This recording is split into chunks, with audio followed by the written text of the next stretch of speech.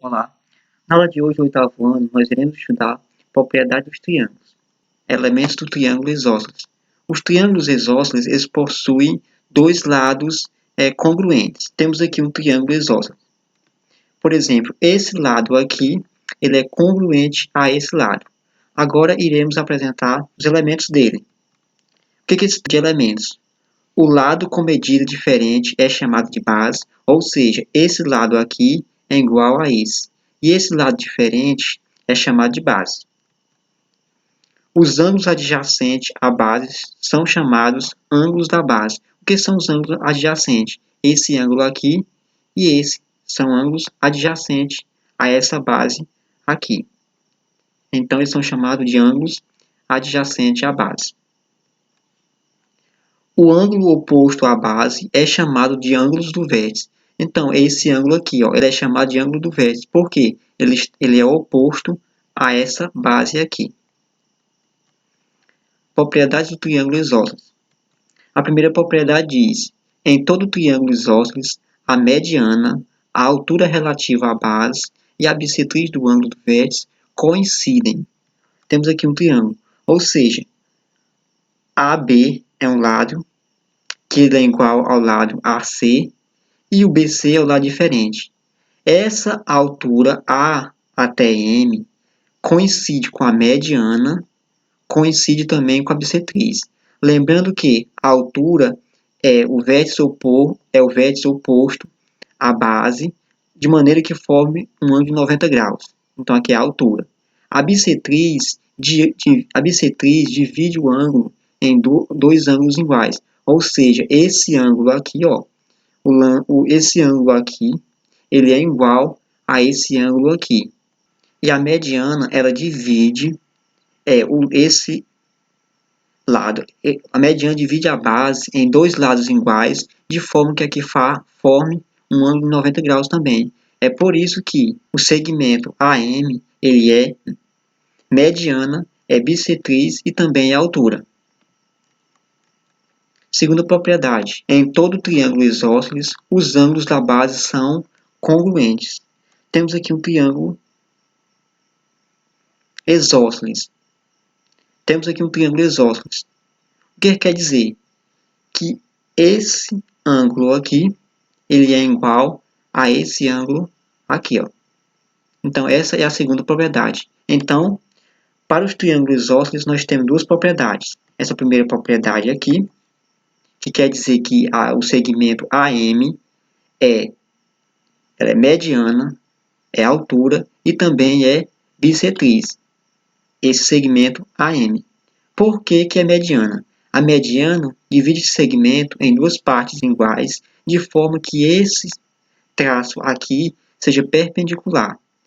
O que é a altura? É o ângulo oposto até a base, formando um ângulo de 90 graus. Então, está aqui a altura. E a bissetriz divide esse ângulo em duas partes iguais. Então, esse ângulo aqui é igual a esse ângulo.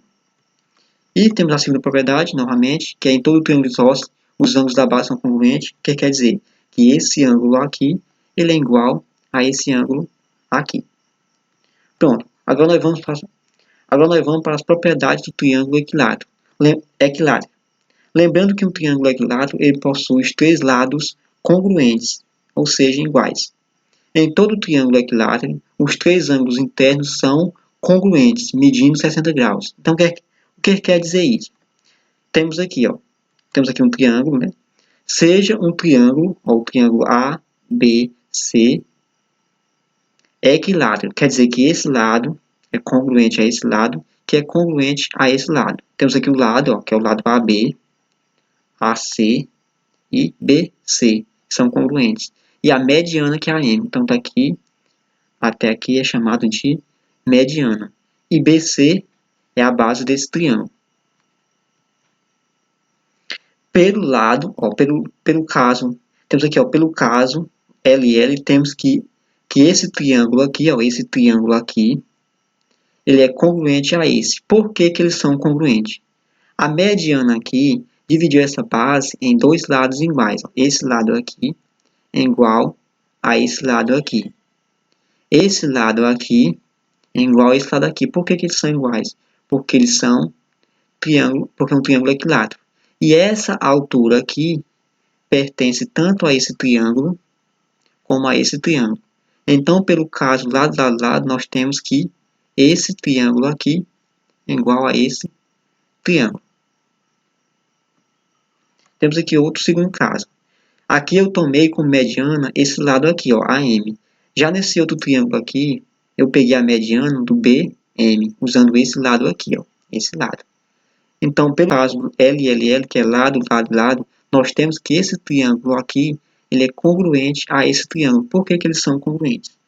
Esse lado aqui, ele é igual a esse lado aqui. Por que eles são iguais?